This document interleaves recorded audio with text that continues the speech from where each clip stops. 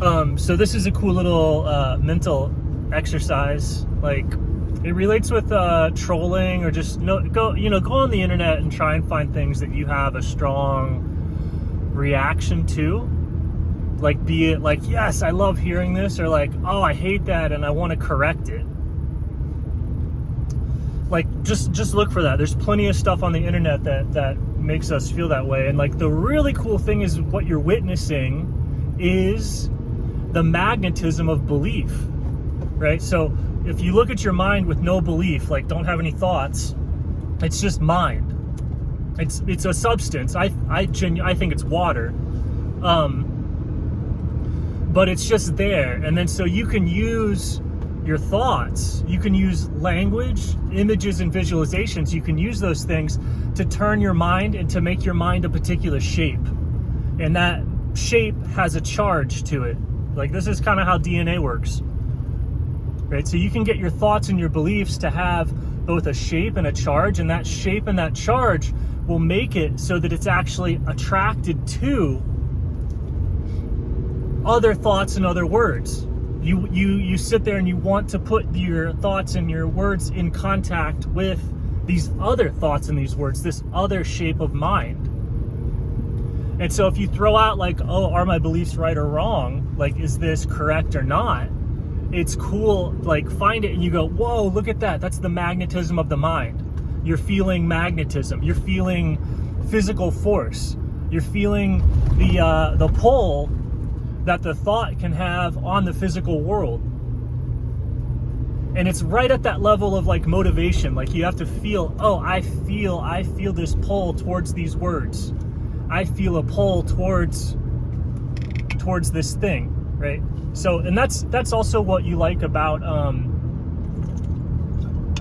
teachers or wisdom or insight. The reason that people are attracted to insight, like if you like listening to the stuff that I talk about, you like it because there's something in you that you're not conscious of that you're attracted to. If you didn't already know the teaching, if you didn't already know what I'm saying is true, there wouldn't be a draw. There's no draw to it, right? So the thing with like political beliefs and stuff like that is all of these things. It's just like DNA, right? So like, to have a thing happening, for this gene to be open, for this reality to be expressed, you have the left politics and the right politics, and the degree to which they're drawn together in argument or in agreement is the degree to which they are two halves of the same strand of its complementary DNA. And having it be open is what expresses the conflict between the left and the right.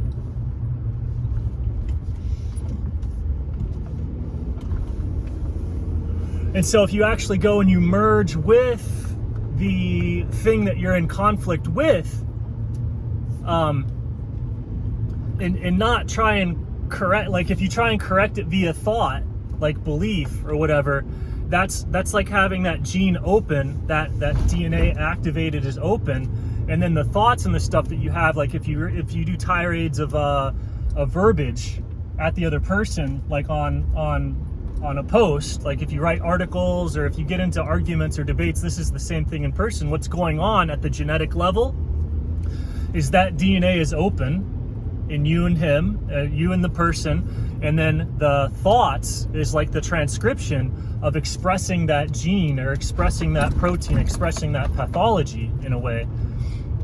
And so then the conflict is escalated. That's how these beliefs and these thoughts actually open up, and they can create or manifest war or like whatever between people that are in, but they're actually the same gene. So if you actually go and you meet your enemy and you love them, if you love the person that you're in conflict with, you're both generating the conflict from both sides. And if you love, then it zips up and there's no longer an attraction.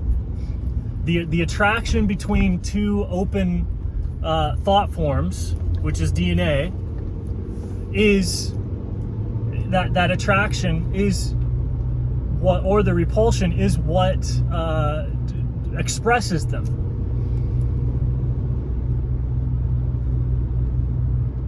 then love is what brings the two opposing thought forms together, right? The DNA is opposite each other. So love solves the paradox, solves the mystery, and then the expression ends because the DNA closes itself and it starts working in a totally different way. It starts working like at a fifth dimensional level. Like closed DNA just works differently than open.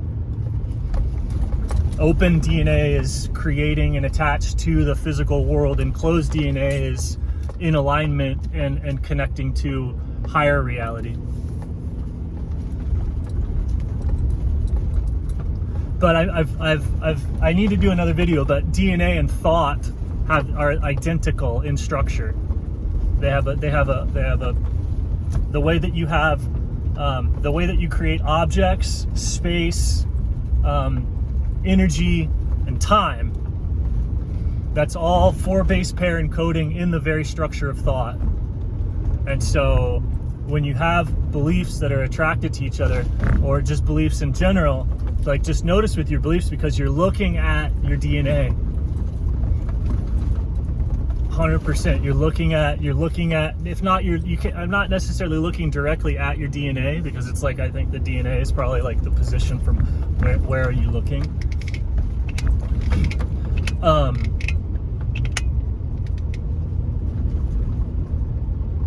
That you're looking at genetics and thought. So that's your belief structures, your thoughts. The words are the expression of the DNA.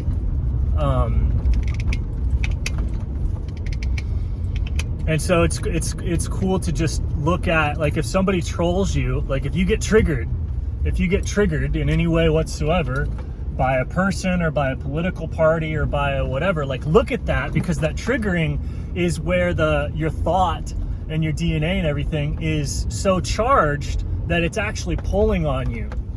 So it's cool to just sit there and look at how this invisible thing that is a thought is capable of physically yanking on you like a magnet. You feel like it's just pulling on your heart, sort of like, oh, I need to write this, I need to say this, I need to whatever. And it's cool.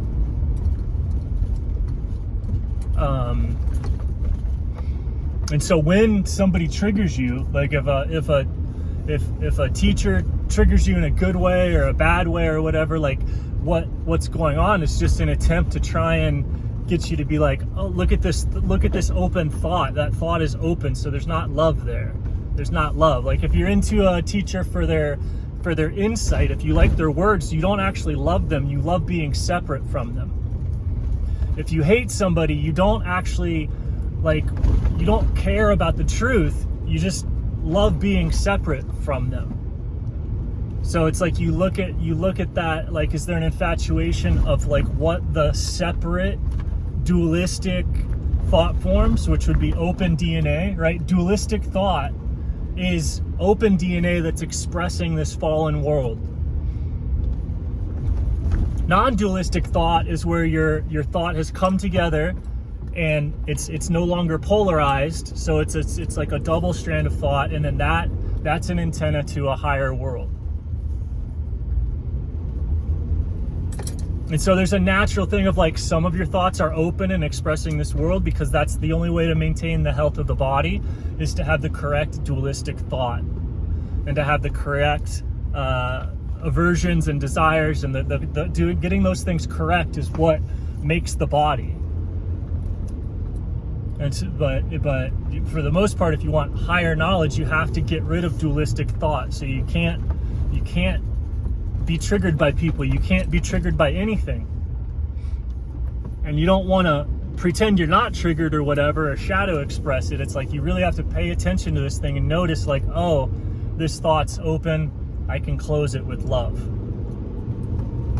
And then as you close those dualistic thoughts with love, you become more and more receptive to the higher dimensional frequencies that DNA can tune into when it's in its coiled, connected state.